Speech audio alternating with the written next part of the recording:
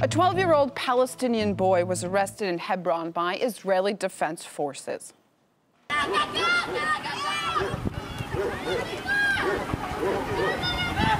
Appalling, right? Well, what if I tell you if the boy is mentally ill?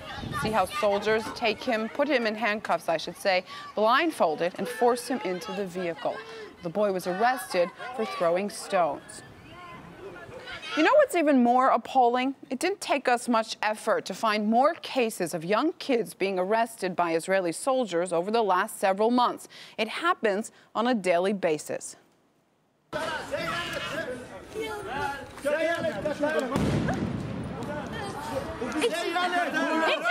child! What are you doing to him? It's a little child!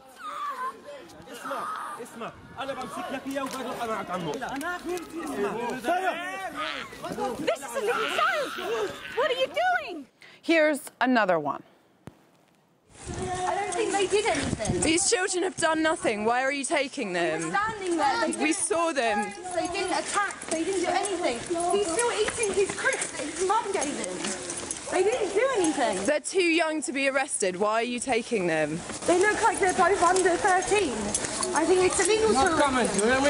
The practice is too common, to say the least. Between 500 and 700 Palestinian children are detained every year by the IDF. Around 8,000 Palestinian children have been arrested and prosecuted in Israeli military courts in the last 14 years. Joining us in the now is former IDF soldier Nadav Bigelman. He's with us from Tel Aviv tonight. What do you make of this latest video? I actually have seen it today and yesterday several times.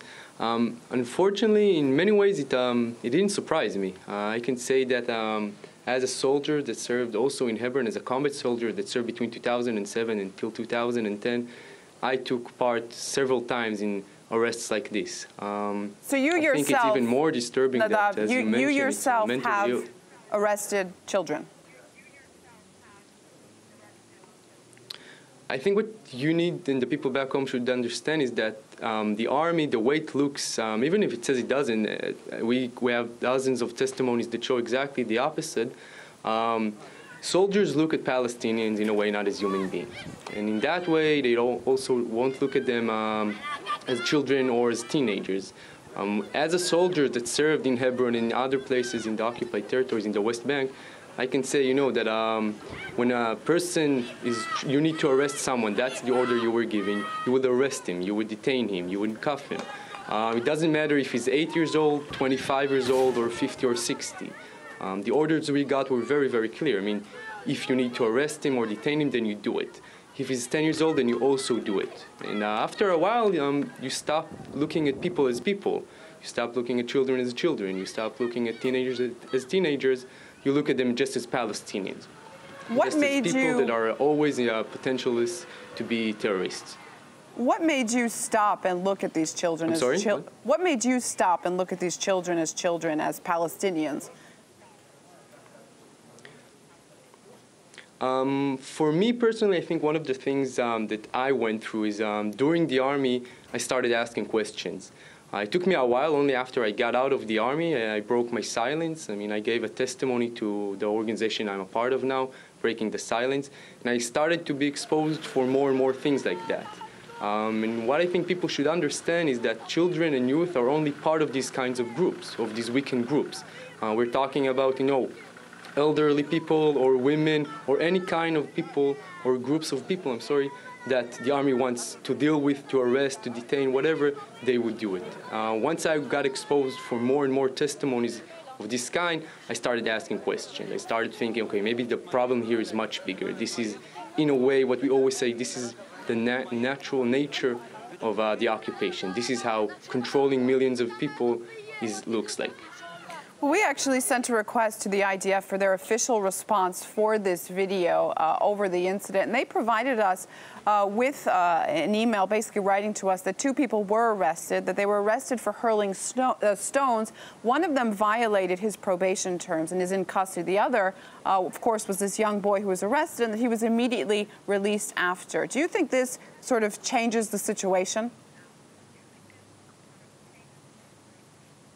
I think there's no doubt, that many children and teenagers, and we can see it a lot, grow up to this violent experience, violent life, everyday life of occupation. And they're throwing stones and they're trying to attack either Israeli soldier or sometimes even Israeli civilian settlers. But still, I think what we keep on forgetting, I can say that in Israel, but in other places in the world, that these are children.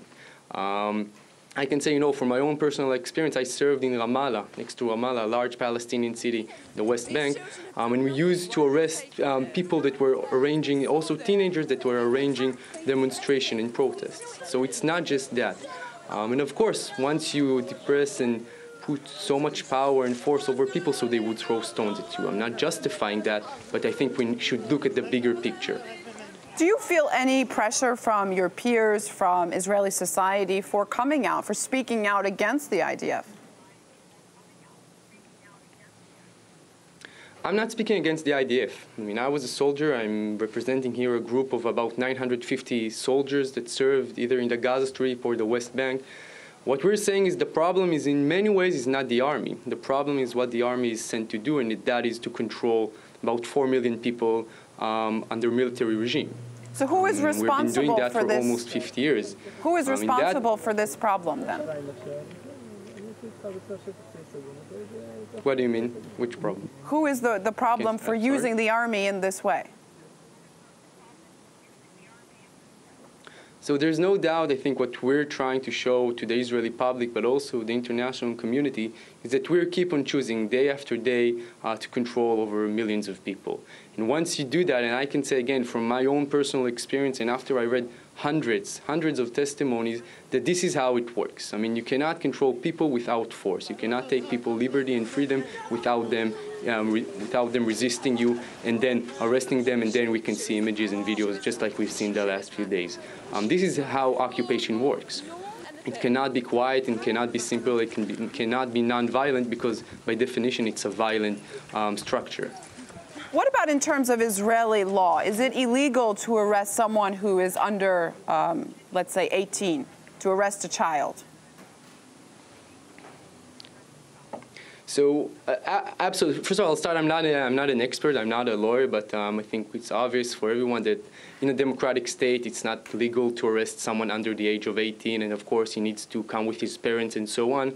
We need to remember that by definition, the West Bank and Gaza Strip in many ways is not a part of Israel, not by my definition, but by the Israeli government. It was never annexed to it. That means there are two kinds of law systems.